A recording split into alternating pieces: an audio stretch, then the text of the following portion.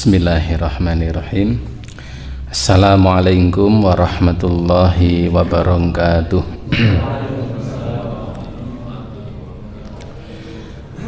Innal hamdalillah nahmaduhu wa nasta'inuhu wa nastahdi wa natubu ilaih wa na'udzu billahi min syururi anfusina wa sayyiati a'malina.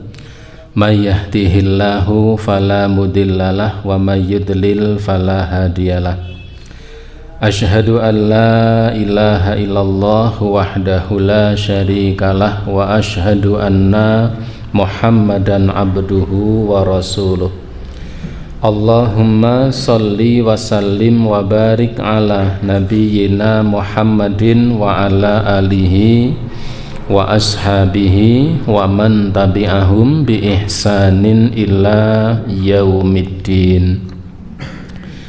Wa qalu subhanaka la ilma lana illa ma 'allamtana innaka antal alimul hakim. Allahumma anfa'ni bima 'allamtani wa 'allimni ma yanfa'uni warzuqni ilman yanfa'uni. Ibu bapak sekalian, para jamaah rahimakumullah, alhamdulillah senantiasa kita bersyukur kehadirat Allah subhanahu wa ta'ala. Malam hari ini kita bisa hadir pada kajian kita, kajian rutin hari Senin malam atau malam Selasa, untuk melanjutkan kajian masih kita baca, yaitu tentang akad-akad syar'i yang kita ambil, kita baca dari kitab Minhajul Muslim karya Syekh Abu Bakar Jabir Al-Jazairi rahimahullah ta'ala.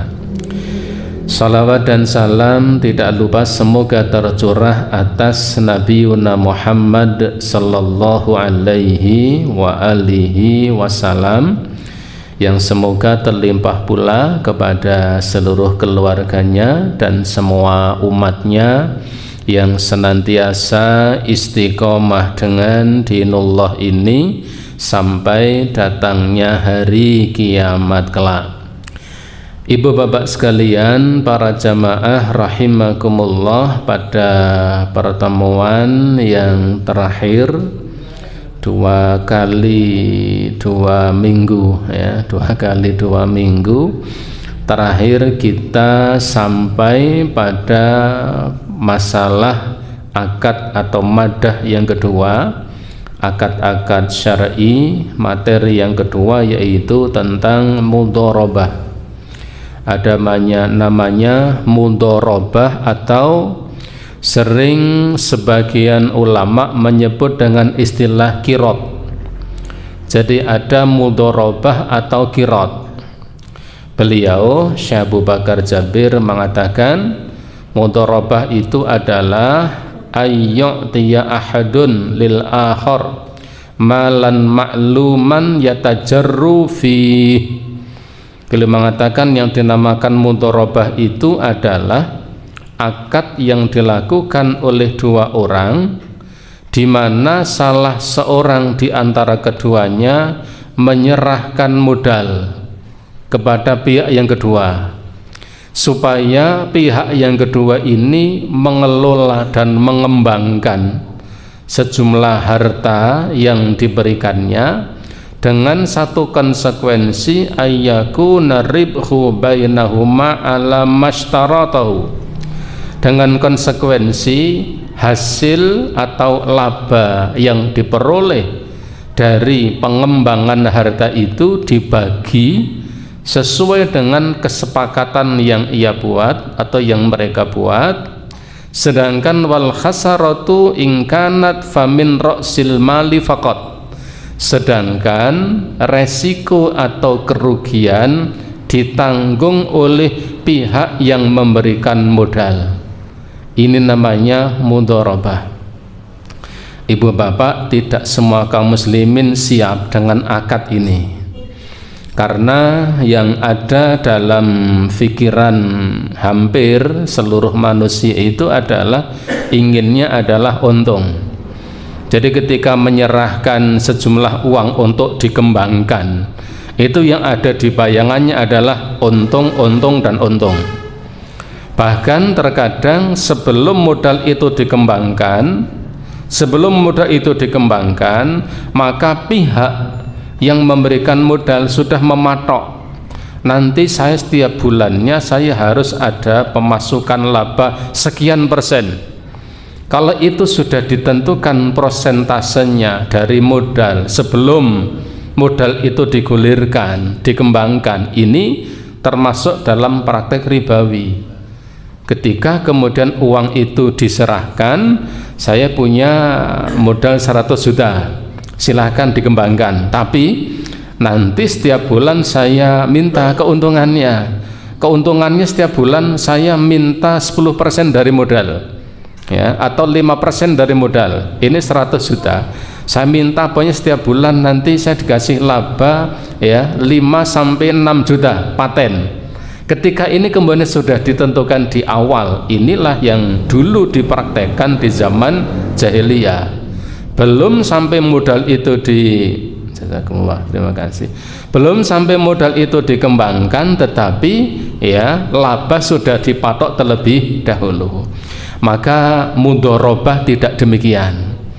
Mudharabah itu akad di antara dua orang, di mana satu pihak itu menyerahkan sejumlah modal, sejumlah harta untuk dikembangkan, untuk dikelola. Terserah mau dikembangkan dalam hal apa, pertanian silahkan, perkebunan silahkan, peternakan silahkan, kita kongsi selama 1 tahun, dan nanti keuntungan yang didapat dibagi sesuai kesepakatan yang dibuat.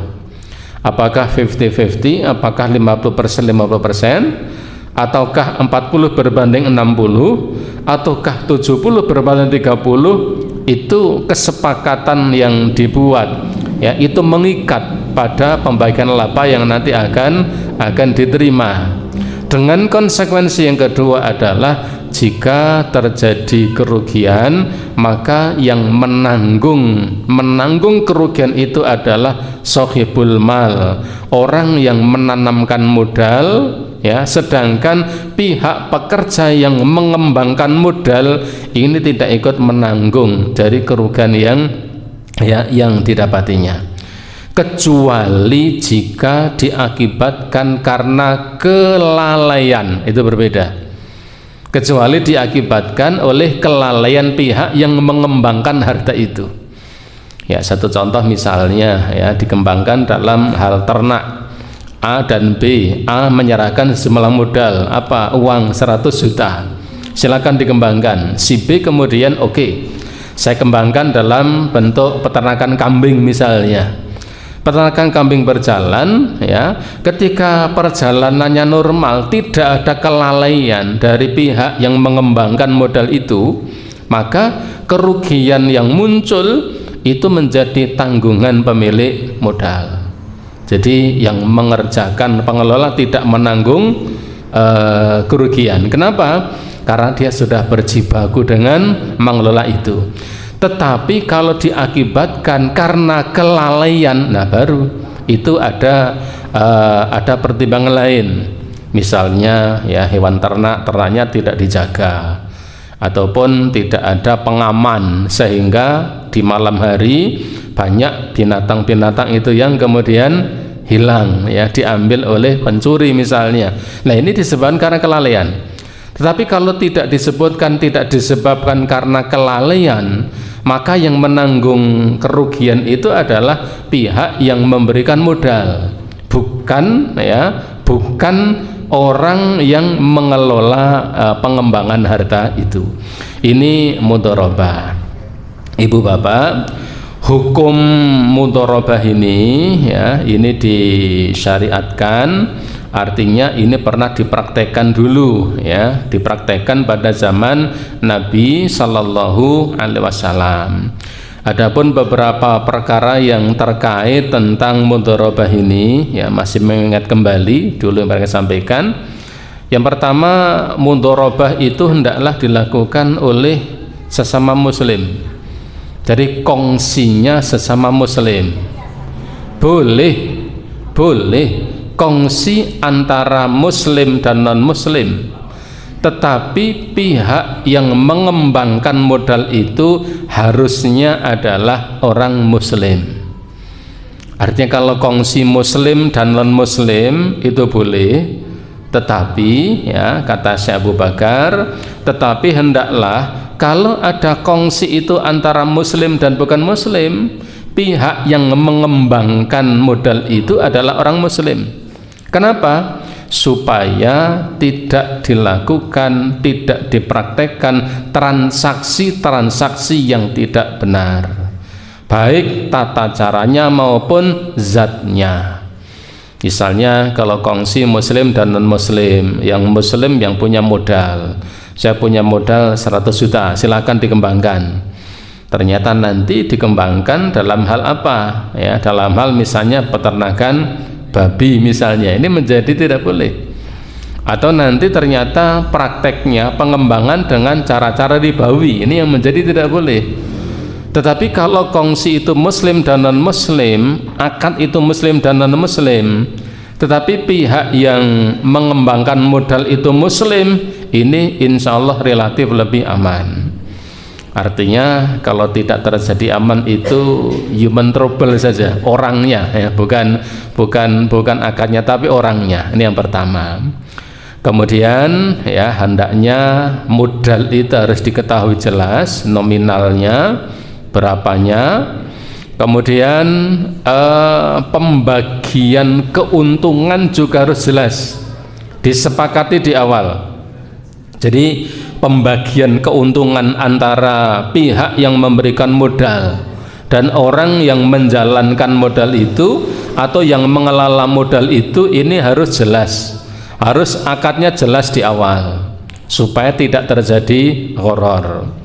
Baik pembagiannya itu apakah kemudian persis ya 50% atau 40 berbanding 60 atau yang lain, tetapi akad pembagian itu harus jelas di awal.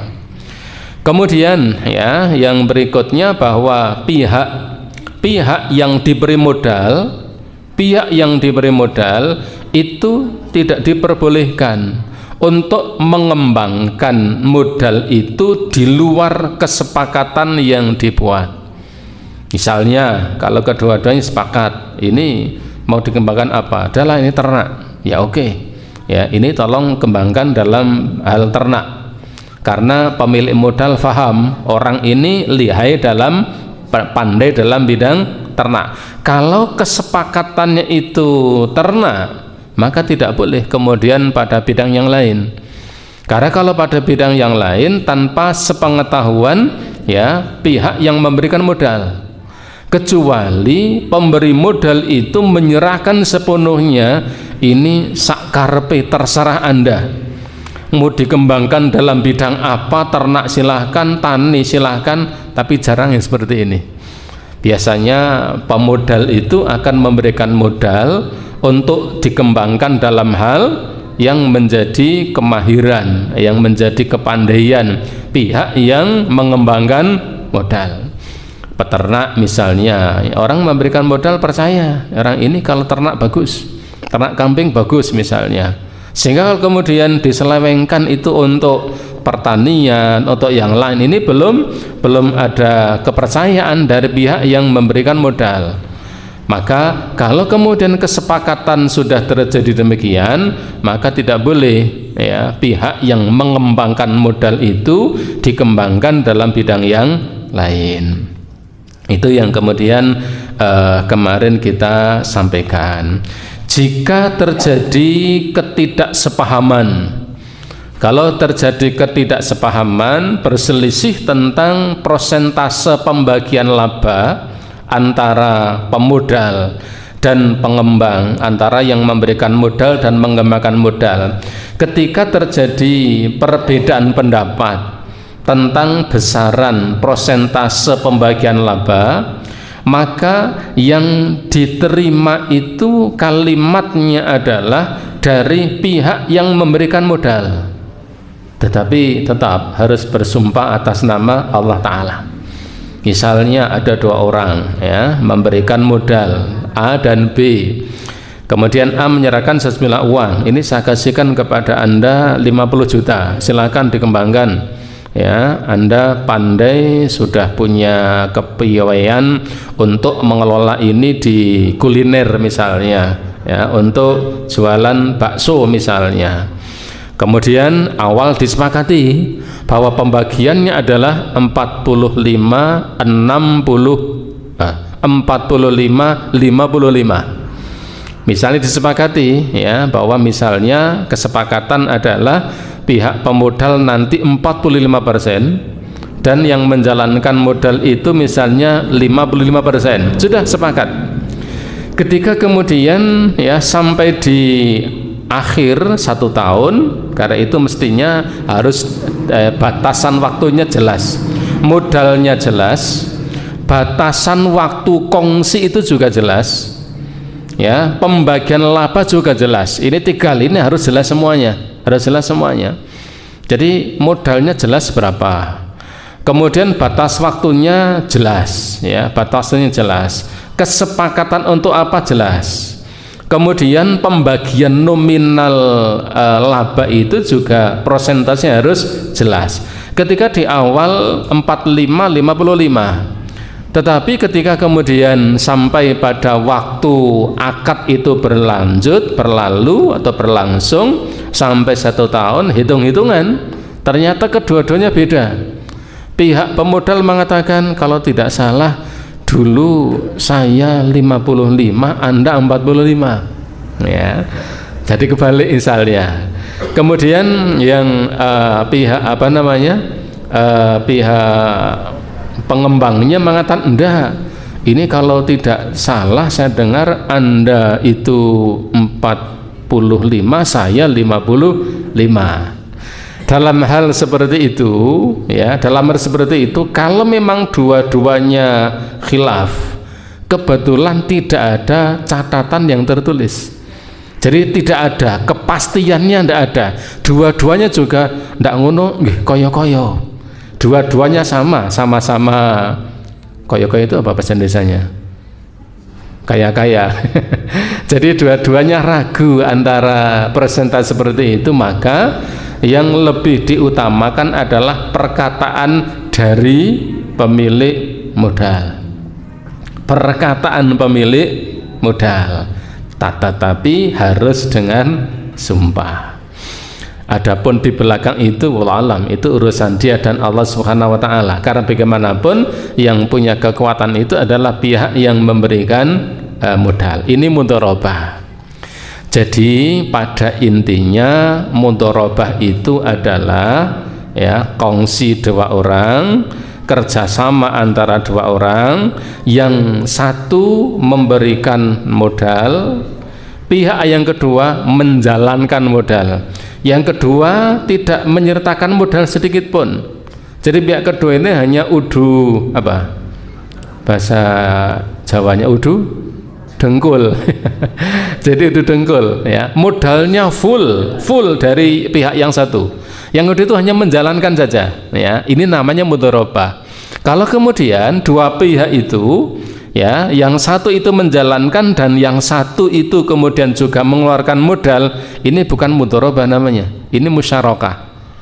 Kalau mudharabah itu pure murni, yang satu memberikan modal ya, kemudian yang satu lagi itu pihak untuk mengembangkan modal, tidak menyertakan modal sama sekali. Nah, keuntungan dibagi sesuai dengan kesepakatan ya, kesepakatan. Kemudian kalau ada kerugian, maka kerugian itu ditanggung oleh pemilik modal jika tidak disebabkan karena kelalaian yang menjalankan atau mengembangkan modal. Ini mudharabah. Ibu bapak, sekali lagi mudharabah seperti ini tidak banyak kaum muslimin yang siap, ya, karena sudah kadung mindsetnya itu kapital. Jadi kapital itu yang ada hanya untung. Aku ngecok ke modal itu kudune apa? Harusnya badi, ndak mau kalau ndak badi. Ini yang apa namanya, yang saya katakan tidak semua siap. Padahal mudharabah itu adalah rangka apa? Ta'awun. Ketika ada di antara kaum muslimin saudara kita yang barangkali perlu ditolong, ya, membutuhkan modal, itulah mudharabah. Dan di situ ada pahala yang sangat besar. Karena apa? Membantu. Jadi barangkali ibu bapak, ya, di antara panjenengan punya modal banyak, kerjasama dengan banyak orang, misalnya ada satu orang yang dengan praktek mudharabah, karena itu bentuk memberikan pertolongan, dan itu pahalanya luar biasa. Karena siapa yang memberikan pertolongan pada seseorang di dunia, Allah akan memberikan pertolongan pada orang itu di dunia dan akhiratnya. Tapi sekali lagi, ini tidak banyak yang siap karena sudah kadung tersibghah. Seseorang itu ketika mengeluarkan uang yang ada di benak itu harus untung, tidak ada kata rugi, dan itulah model kapital, ya. Jadi tidak ada namanya rugi, yang ada hanya untung dan untung. Baik, itu mudharabah. Kemudian ibu bapak jamaah rahimakumullah, yang berikutnya adalah fil masaqati wal muzara'ati. Yang kedua adalah akad musaqah.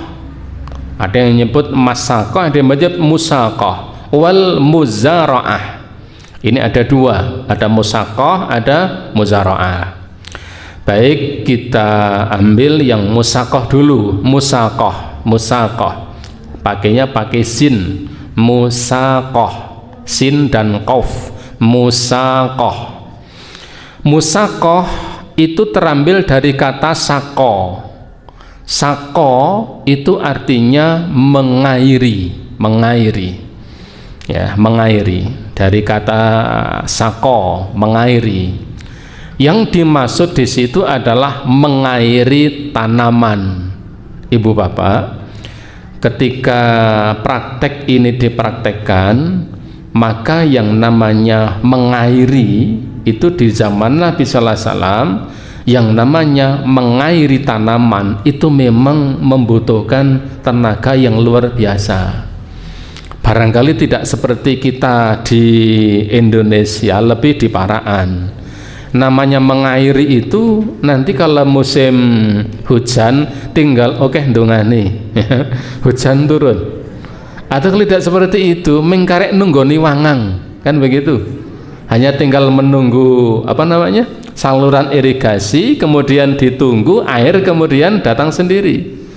Musaqah ini praktek di zaman Nabi, betul-betul mengairi dan mengangkut air.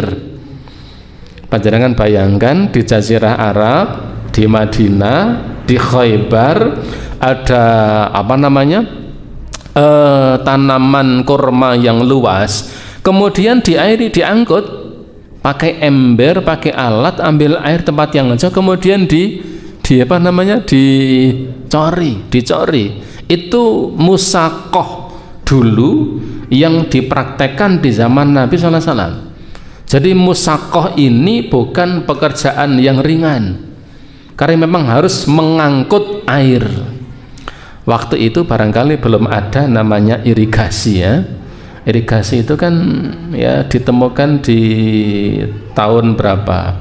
Dinasti Bani Umayyah kan. Kalau ibu pak sekalian ibadah haji itu ada perjalanan ke Mina. Itu ada di apa namanya, kaki-kaki bukit. Itu kan ada peninggalan irigasi. Itu kan dinasti Bani Umayyah kalau tidak salah itu. Itu dari daerah Taif dialirkan air sampai ke Mina untuk memberikan minum para jamaah haji. Itu baru sekian tahun berikutnya. Di zaman Nabi itu yang namanya mengairi tanaman itu betul-betul ngusungi.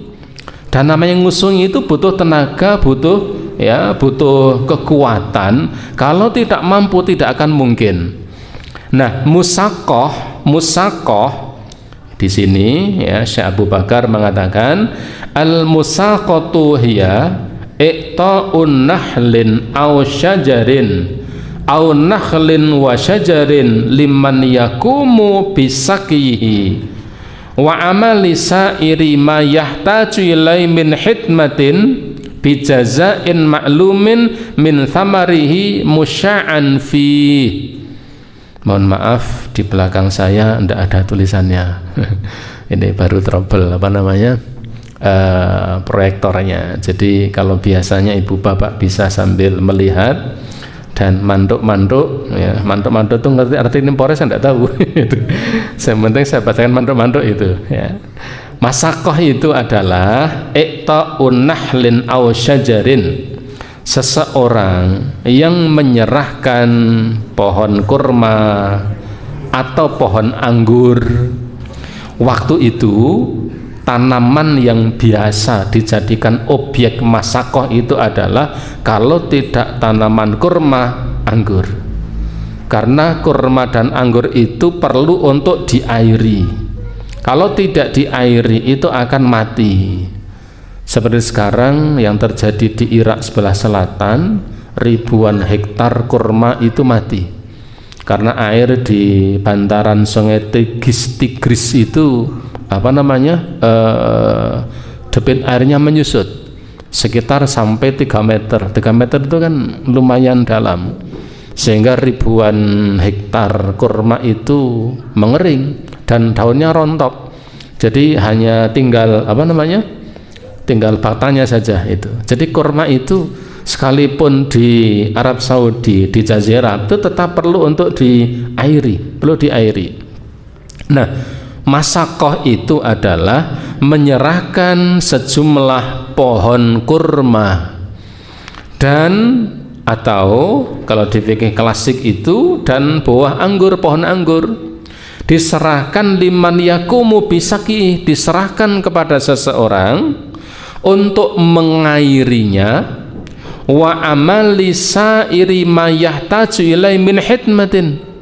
Jadi seseorang menyerahkan beberapa pohon kurma di sebuah kebun, ya, di sebuah kebun, pohon-pohon kurma itu diserahkan untuk kemudian diairi ataupun kemudian diairi dan melakukan segala kegiatan pekerjaan yang dibutuhkan untuk merawat pohon kurma itu bijazain maklumin, dengan imbalan yang diketahui, ya, dengan imbalan yang jelas, min thamarihi masya'an fi, imbalannya itu adalah buah dari kurma atau pohon kurma yang diairinya, yang dirawatnya, dengan imbalan perjanjian yang jelas.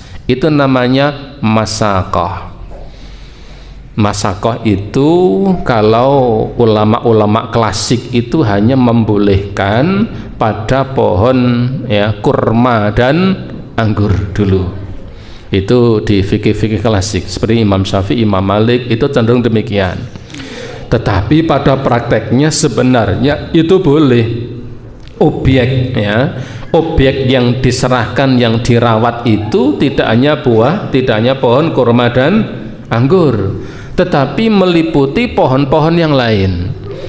Jadi dengan kata lain, masakoh itu adalah menyerahkan pohon-pohon yang bisa keluar buahnya untuk diserahkan perawatannya, baik pengairannya maupun merawatnya, dengan konsekuensi imbalan orang yang merawat pohon itu akan diberikan imbalan buah dari pohon yang dirawat tersebut dengan ketentuan yang disepakati di awal. Apakah merotelon, apakah separuh dan lain sebagainya. Kenapa kemudian disepakati? Kenapa kemudian bisa sepertiga? Karena masakoh ini, ya, terutama adalah pihak yang diberi itu sudah terima jadi pohonnya. Jadi kalau dulu awal-awalnya itu hanya mengairi dan merawat, tidak menanamnya. Itu praktek masakoh pada masa-masa awal Islam. Hukmuha, hukumnya adalah al-masaqatu jaizatun. Masaqah ini hukumnya adalah boleh. Wal aslu fi jawaziha amaluhu sallallahu alaihi wasallam wa amalu khulafaur rasyidin min ba'dihi. Yang mendasari hukum masaqah ini adalah apa yang dipraktekkan oleh Rasulullah sallallahu alaihi wasallam dan juga dipraktekkan oleh khulafaur rasyidin sepeninggal beliau. Jadi dalil ya dibolehkannya masaqah ini adalah praktek langsung yang dilakukan oleh Rasulullah sallallahu alaihi wasallam, dan ketika Nabi sallallahu alaihi wasallam meninggal dunia, praktek seperti itu diteruskan oleh para khulafaur rasyidin. Jadi menyerahkan pohon-pohon yang ada di sebuah kebun untuk kemudian dirawat, diairi, dirawat, dan ketika nanti keluar buahnya, maka ya pihak yang merawat itu akan mendapatkan imbalan buah dari panen pohon yang dirawat itu dengan kesepakatan yang sudah disepakati, dengan pembagian yang sudah disepakati. Disebutkan wa an Ibnu Umar ya faqad akhraja Bukhari, Imam Bukhari meriwayatkan, mengambil sebuah riwayat an Ibnu Umar radhiyallahu anhu, dari Ibnu Umar ya semoga Allah meridhoinya, anna nabiyya sallallahu alaihi wasallam amila ahla Khaybar bi syadri ma yakhruju minha. Ibnu Umar mengatakan bahwa Nabi sallallahu alaihi wasallam beliau pernah menyerahkan beberapa pohon kurma yang ada di kebun ya ahlu Khaybar, yaitu penduduk Khaybar. Kita sejenak melihat ke sejarah ke belakang. Khaybar itu perkampungan Yahudi yang dulu ditaklukkan di zaman Nabi Shallallahu Alaihi Wasallam, benteng Khaybar. Dan Khaybar itu mayoritas penduduknya itu adalah, sebagian besarnya adalah para petani atau pekebun kurma. Ketika kemudian Khaybar itu ditaklukkan, maka tanah beserta kekayaan yang ada di Khaybar itu adalah menjadi milik kaum muslimin ketika itu. Jadi Khaybar ini, ahlu Khaybar tidak mendapat atau tidak memiliki apapun. Sehingga kalau dalam sejarah disebutkan orang-orang Khaybar ini berpeluang untuk terusir dari kampung halamannya karena kalah dalam peperangan. Ya, dan peperangannya kan agak panjang. Ketika itu yang bisa membuka benteng Khaybar itu adalah siapa? Ali bin Abi Thalib. Khaybar itu ditaklukkan beberapa kali tidak bisa.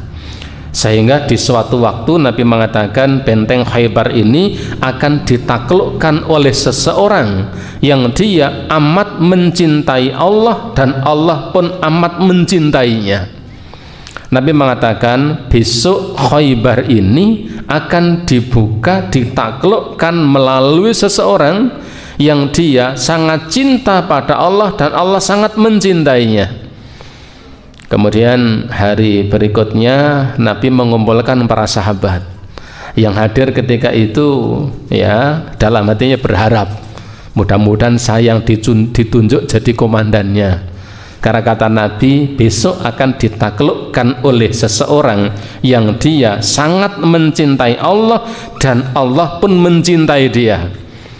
Esok hari Nabi mengumpulkan kaum muslimin, saya membayangkan ya, kalau saya ada di situ, selain jangkorek dodo-dur ya, men ditunjukkan begitu ya. Para sahabat begitu, itu kata para sahabat.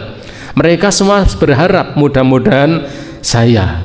Karena kata Nabi apa? Karena orang ini sangat mencintai Allah dan Allah sangat mencintainya. Semua hadir ya, semua hadir, ada Abu Bakar, ada Umar, ada Utsman, semuanya hadir. Tetapi ketika itu Nabi mengatakan, "Aina Ali?" Di mana Ali? Ali di mana?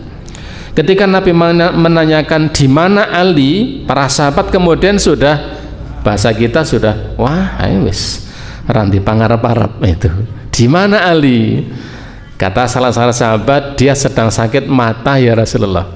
Orang yang mengatakan dia matanya sedang sakit itu berharap apa? Karena dia mengatakan Ali sedang sakit, itu harapannya apa? Nek ngono ya sampean baik begitu. Tapi itu pun tidak terjadi. Kata Nabi apa? Suruh Ali ke sini, ya. Ali kemudian didatangkan, kemudian Nabi, ya, ada beberapa versi riwayat. Nabi ketika Ali datang mengusapkan air ludahnya ke mata Ali, dan seketika itu mata Ali sembuh, bahkan lebih cerah dari sebelumnya. Nah, setelah itu kemudian, ya, Nabi berpesan, nanti kalau kamu sampai ke Khaybar, ala rislikum, kamu berhati-hati, jangan tergesa-gesa, jangan langsung diserang, ajak mereka untuk beriman pada Allah, masuk Islam. Artinya tidak datang langsung kemudian diserang. Tapi Nabi mengatakan apa? Nanti kalau kamu sudah sampai di sana, ajak mereka untuk masuk Islam. Kalau tidak mau, baru kemudian dilakukan penyerangan. Dan atas izin Allah pada waktu itu Khaybar bisa ditaklukkan, benteng Khaybar. Penduduk Khaybar mayoritas itu adalah pekebun, ya, mereka memiliki banyak kebun kurma. Nah, karena mereka memiliki banyak pekebun kurma, ketika Khaybar bisa ditaklukkan, maka kemudian orang-orang Khaybar merasa, wah, kami sudah tidak ada harapan lagi hidup di sini, karena tanah kemudian perkampungan menjadi milik kaum muslimin. Maka ada satu riwayat di antara mereka ada yang mendatangi Nabi, ya, dengan mengatakan, ya Rasulullah, wahai Muhammad, ya, berilah kami kesempatan agar Anda pulang ke Madinah, kebun kurma kami rawat, kemudian kami airi, dan nanti kita bagi hasil dari buah kurma tersebut. Kami akan merawatnya, kami akan menjaganya sebagaimana itu, ya, sebagaimana itu kebun-kebun kami. Mereka merasa dan tahu bahwa kebun itu sudah bukan lagi milik mereka. Ketika itulah kemudian Rasulullah menyetujuinya. Kebun kurma itu, ya, dalam perawatannya, pengairannya diserahkan kepada penduduk Khaybar dan hasilnya dibagi. Tapi tidak disebutkan pembagiannya itu berapa per berapa, tidak disebutkan, tetapi disebutkan Rasulullah menyerahkan perawatan kebun kurma di Khaybar itu kepada ahlu Khaybar, kepada penduduk Khaybar, ya, merawatnya, mengairinya, sampai kemudian mereka mendapatkan imbalan dari buah yang keluar dari pohon kurma yang mereka airi. Ya, ini dasarnya. Jadi Rasulullah SAW mempekerjakan penduduk Khaybar, ya, itu dengan sebagian, kalau di sini disebutkan separuh dari apa yang keluar dari pohon kurma itu, ay min ardi Khaybar min zar'in wa tamrin, baik meliputi pohon kurmanya dan pohon selainnya. Pohon kurma dan pohon selainnya dibagi, Rasulullah mendapatkan, kemudian penduduk Khaybar juga mendapatkan. Kama amdo hadhil muamalata mim ba'dihi, kemudian apa yang dilakukan oleh Rasulullah SAW ini tetap diteruskan dan dilestarikan oleh generasi penerus beliau, baik Abu Bakar, Umar, Utsman maupun Ali. Artinya Rasulullah SAW mempraktekkan masakoh ini pada kebun kurma kepada penduduk Khaybar. Kemudian setelah itu, ya, praktek seperti ini diteruskan dan dilanjutkan oleh para khulafaur rasyidin. Baik, itu terkait tentang masakoh. Kemudian ahkamuha, ada beberapa hukum, beberapa patokan aturan terkait tentang musakoh ini. Yang pertama, ayakunna nakhlu awish syajaru ma'luman inda ibramil aqdi fala tajril masaqatu fi majhulin khasyatal gharari wa huwa haram. Yang pertama, hendaklah pohon yang akan diserahkan untuk dirawat, untuk diairi itu, ya, sudah ditentukan, sudah jelas pohonnya, letaknya, di mananya ketika akad kerjasama itu dibuat. Artinya objek ya yang akan dijadikan masakoh ini, objeknya harus jelas, pohonnya harus jelas, pohonnya ada di mana, kemudian kebunnya di sebelah mana, ya, sehingga fala tajril masaqatu fi majhulin, maka tidak boleh masakoh itu ya tidak disebutkan secara jelas pohon yang mana. Artinya ketika akad itu dibuat, akad masakoh itu dibuat, harus sudah jelas pohonnya mana, kemudian lokasinya ada di mana, ya, sehingga tidak boleh ketika seseorang ya tidak memberikan kejelasan, pokoknya itu di kebun saya itu ada 500 pohon, kemudian nanti yang kamu rawat ya separuh saja, 250 pohon, yang mana ya Pak 250 sing sebelah kono kae misalnya, tidak ada kejelasan, itu tidak boleh, harus jelas. Karena kalau tidak ada kejelasan itu akan berpeluang terjadi horor ya, dan itu nanti akan menimbulkan sengketa. Yang kedua, ayyakunal jazaul mu'talil amili ma'luman. Kalau yang pertama objek masakoh itu harus jelas. Yang kedua ya, imbalan persentase hasil, persentase pembagian hasil dari masakoh ini juga harus jelas. Karubu'in misalnya ya, seperempat, atau misalnya separuhnya, atau 2/3-nya, ini harus jelas. Wa yakunan masya'an fi jam'in nahli awi syajari, dan itu harus mestinya mencakup keseluruhan pohon yang ada di satu area. Idh law khasra fi nahlin aw syajarin khasun qad yuthmaru wa qad la yuthmir wa fi dzalika ghararun yuharrimul Islam. Karena ketika kemudian objek masakoh itu tidak jelas, sementara perjanjian hasilnya jelas, sudah nanti ini saja 40 berbanding 60 ya, kamu 60 saya 40, tapi yang begini jarang. Biasanya akan mengatakan kamu 40 saya 60. Kalau pembagian yang menguntungkan orang lain itu agak jarang. Biasa pembagian itu selalu akan menguntungkan dirinya, longko sing begitu itu. Nah ini sesuk paron yo sampeyan ya swida nyong 40, jarang. Keluar dari mulut itu biasanya sampeyan 40, aku swida. Nah, ketika pembagian itu jelas, objeknya juga harus jelas, tidak boleh dalam satu area itu yang diserahkan hanya beberapa pohon atau pohon-pohon tertentu dengan tidak menyertakan yang lain. Ini namanya ya akan terjadi horor, karena yang tahu persis kondisi pohon itu adalah pemilik pohon itu. Misalnya dalam satu kebun, di situ ada 50 pohon kurma. Yang punya tanah ini paham, sing rato metu itu ini ya, wis dicintang-cintang sing rato metu. Kemudian itu yang diserahkan, ya, ini yang saya serahkan pohon ini, sing itu enggak. Nah, ini ada terjadi horor. Ya, karena ada kalanya pohon itu ada yang berbuah, ada yang tidak berbuah. Ada yang berbuah lebat, ada yang tidak berbuah lebat. Maka objeknya jelas semua pohon sehingga tidak terjadi horor. Kemudian ya persentase pembagian juga harus jelas. Kemudian yang ketiga, alal amili ayyakuma bi kullin ma yulzimul islahu nahli awi syajari mimma jaral arfu ayyakuma bil amil fil masaqati.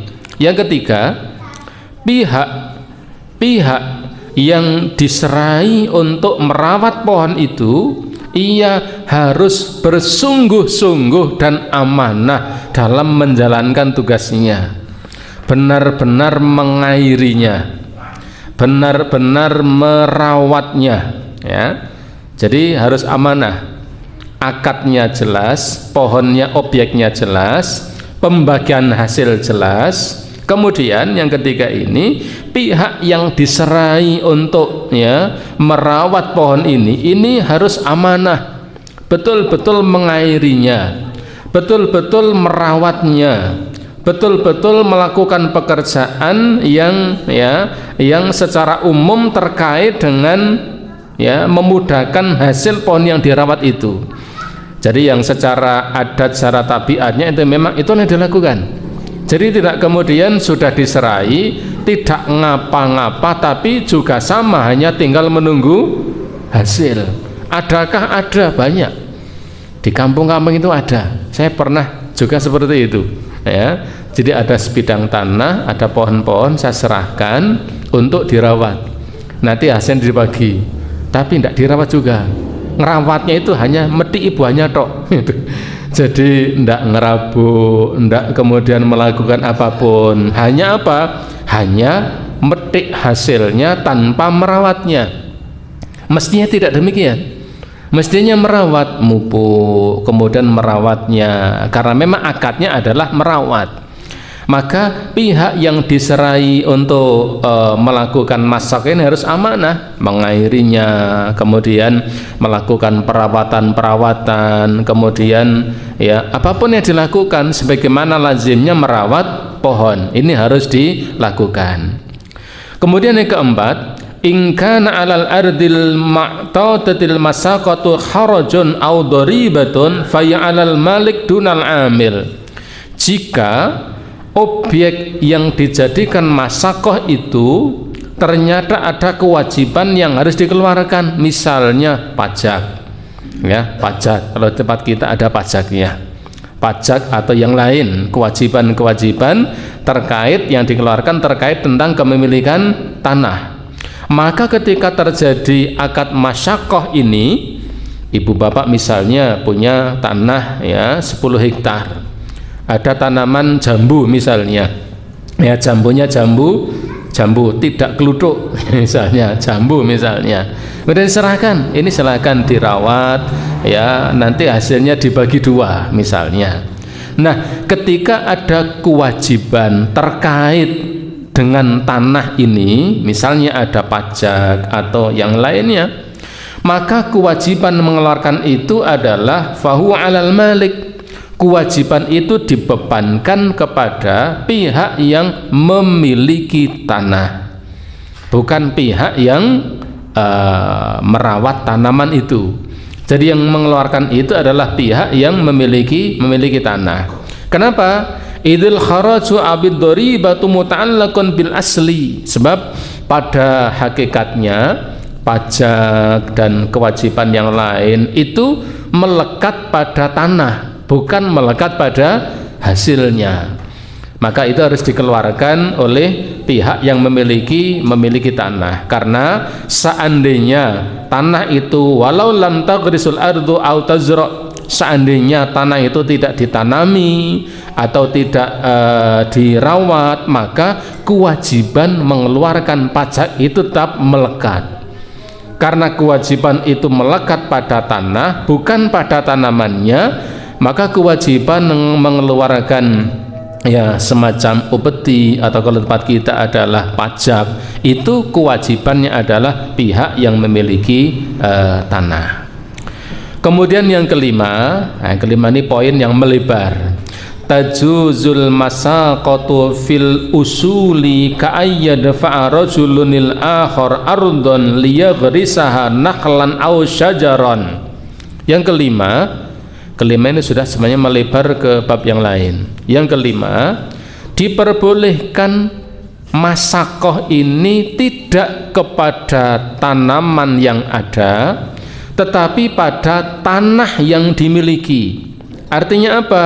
Boleh ka'ayyad fa'arajulun akhari ardhan, seperti seseorang menyerahkan sebidang tanah kepada orang lain liyagharisah, untuk ditanaminya, baik ditanami pohon kurma atau kemudian pohon-pohon yang lain, wa yakuma bisaki wa islahi, kemudian ia merawatnya, kemudian ia mengairinya dengan kesepakatan perjanjian, yaitu pembagian hasil. Jadi kalau ini sudah tidak masakoh lagi sebenarnya, itu sudah seperti muzara'ah atau mukhabarah. Kalau masakoh itu asalnya adalah menyerahkan tanah yang sudah ada sudah ada tanamannya untuk kemudian diairi. Itu kalau kemudian kita kembali pada fikih klasik, ya, ada di zaman Nabi sallallahu alaihi wasallam, ada pohon kalau tidak diairi maka tidak akan keluar buahnya, lalu diserahkan. Yang kelima ini, ya, praktek itu boleh tidak hanya pada tanaman tetapi pada tanah. Seseorang menyerahkan kepada orang lain sebidang tanah untuk kemudian ditanami dengan tanaman apapun, kemudian yang menanam itu pun juga merawatnya sampai kemudian keluar buahnya. Akhirnya kemudian buah dari hasil tanaman itu dibagi sesuai dengan kesepakatan yang dibuat. Bisyaratin antuhaddadal maddatu bismariha masalan, dengan satu catatan harus disepakati batas waktu lamanya penyerahan itu kemudian diberikan. Jadi akarnya mestinya harus jelas. Ini yang kalau tempat kita sering tidak ada kejelasan, ya. Jadi akar digarap kono misalnya, ya sebenarnya hampir sama dengan itu. Tetapi kalimat digarap kono ini ono lemah kayak nganggur. Wetan desa itu 5 kisuk wis kena tanduri sampean, tanduri apa sak karepe. Nah, mestinya itu berbatas waktu. Ya, tekan kapan? Ya wis 5 tahun, 10 tahun. Ya, sehingga orang yang menggarap itu dia punya punya rencana yang matang untuk apa? Menanam dalam waktu itu sudah keluar hasilnya. Karena kalau kemudian tidak dijelaskan, nanti akan ada salah satu pihak yang kemudian dirugikan. Ya, itu wetan desa ki ana lemah piro? 5 kisuk kono tanduri. Ya, kan ndene apa sak karepe sampean. Akhirnya kemudian ditanamlah yaitu pohon jambu. Dan pohon jambu itu baru keluar buahnya ketika usianya 4 tahun. Buahnya lebat ketika usia 5 tahun. 5 tahun berjalan, tahun ke-6 diambil kembali. Nah, ini ada kezaliman di situ. Maka kemudian mestinya harus jelas, ya, menyerahkan itu sampai berapa tahun, ya, berapa tahun. Saya mempraktekkan itu juga. Ada tanah sedikit sampaikan iskono digarap. Sementara kapan niku tekan yang pensiun gitu. Sehingga ada gambaran. Oh, berarti tekan pensiun itu isih dulu. Berarti njuprintan niku ya 20 tahunan. Nah, dia punya gambaran. Tanduri apa, ada tanaman kopi, ada tanaman yang lain, sehingga masa akad itu dilangsungkan, pihak yang garap itu sudah ada gambaran, berarti ada semenjak dia garap itu ada panen yang bisa diambil. Kalau tidak ada akad seperti itu akan memungkinkan terjadinya kezaliman. Kayak ain nandur guru nganti napa belum sampai menikmati hasil, kemudian tanah itu diambil kembali. Jadi masakoh ini pada prinsipnya tidak hanya menyerahkan pohonnya saja, tetapi bisa juga yang diserahkan itu adalah, ya, asalnya yaitu tanahnya untuk kemudian ditanami, dirawat, dan hasilnya dibagi bersama.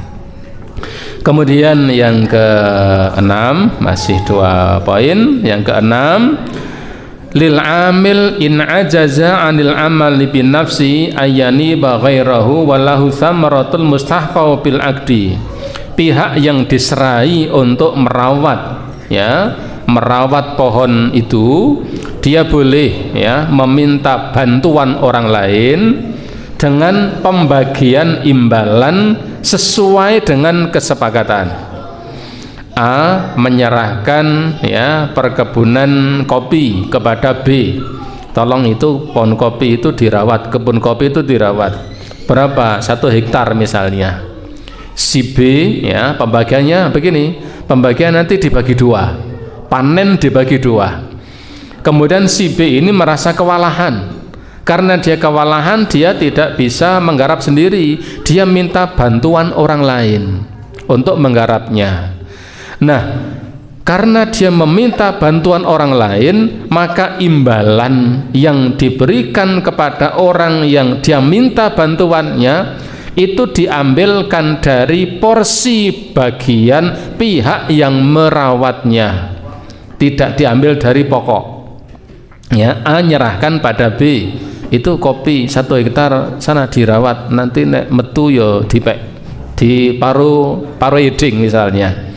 1 hektar misalnya dapat misalnya 5 ton misalnya. Kesepakatannya diparuh 50% maka ketika diparuh berarti pihak pemilik tanah itu 2,5 ton, yang merawat 2,5 ton. Ketika yang merawat itu dia tidak bisa merawat sendirian, dia mencari tenaga untuk membantunya, maka imbalan orang yang membantu ini diambilkan dari porsi bagian dia, tidak diambil dari porsi secara umum. 2,5 ton bagian yang merawat itu, ya, kemudian dibagi lagi pada orang yang merawatnya, tidak dibagi 3, tetapi diambilkan dari bagian orang yang merawatnya. Kemudian yang ketujuh, in harbal amilu qabla badwi thamarati falirabbil ardil fashu. Jika ya pihak yang merawat itu tiba-tiba menghilang sebelum tanaman itu mengeluarkan buahnya, maka dengan sendirinya pihak yang memiliki area atau memiliki objek masakoh itu dia bisa membatalkan perjanjian itu. Si A menyerahkan pada si B, itu perkebunan jambu itu tolong sana dirawat, kona ismetu di paruh eding, belum sampai berbuah ternyata yang bekerja ini hilang entah kemana, tidak diketahui rimbanya. Karena dia menghilang sementara buah belum keluar, maka pemilik kebun bisa membatalkan perjanjian itu secara sepihak, karena memang orang yang merawat sudah pergi. Tetapi kalau orang ini pergi setelah buah itu keluar, maka pemilik kebun ini boleh untuk mencari orang lain untuk menggantikan kedudukan pihak yang mengelola perkebunan itu. Ini kalau yang mengerjakan ini pergi sementara buah sudah keluar. Jadi kalau sebelum buah keluar sudah hilang, pemilik kebun membatalkan perjanjiannya. Tetapi kalau kemudian buah itu sudah keluar, kemudian pemilik yang mengerjakan ini ternyata menghilang, maka pemilik kebun bisa mencari pengganti orang lain. Siapa? Ya terserah pemilik kebun itu akan mencari siapa. Dan yang terakhir, in matal amilu faliwarithatil ayyanibu ghairahu min tarfihim. Jika orang yang merawat objek masako itu meninggal dunia, maka ahli waris dari pihak yang merawat pohon itu, maka dia boleh mencari pengganti selainnya. In ittafaqa tarfani alal fasi fasadil masaqah. Tetapi kalau ahli waris itu ternyata kemudian meminta kepada pemilik lahan untuk menyepakati akad itu dibatalkan saja, maka akad itu boleh dibatalkan. Tetapi ahli waris punya hak untuk menggantikan pekerjaan tersebut. Ini kalau meninggal dunia. Tetapi kalau orangnya pergi entah kemana, ahli waris tidak bisa punya kekuasaan. Jadi kalau pihak yang mengelola itu pergi entah kemana, ahli warisnya, karena itu namanya bukan ahli waris, karena orang masih ada tapi tidak tahu kemana. Ahli waris itu dikatakan ahli waris kalau orangnya sudah meninggal dunia. Ibu bapak, inilah masakoh, dari kata sako yang artinya mengairi, jadi akad kerjasama dua pihak. Satu pihak menyerahkan tanaman kepada pihak yang kedua supaya tanaman itu diairi dan dirawat, kemudian disepakati hasilnya dibagi mereka berdua sesuai kesepakatan yang dibuat. para ulama klasik dulu masakoh ini hanya boleh pada kurma dan anggur saja. Kenapa? Karena pada waktu itu memang zaman itu objeknya hanya itu. Tetapi para ulama mutakhirin, ya, para ulama kurun akhir ini, mereka membolehkan bahwa bukan hanya pada tanaman kurma dan anggur, tetapi bisa itu diberlakukan pada tanaman apapun selain kurma dan anggur dengan ketentuan-ketentuan sebagaimana yang tadi telah kita baca. Ibu bapak, sampai di sini bab tentang masakoh. Yang berikutnya adalah muzara'ah, bisa kita lanjutkan pada waktu yang akan datang. Wallahu alam bisawab. Saya cukupkan dengan subhanakallahumma wa bihamdika asyhadu an la ilaha illa anta astaghfiruka wa atubu ilaik. Assalamualaikum warahmatullahi wabarakatuh.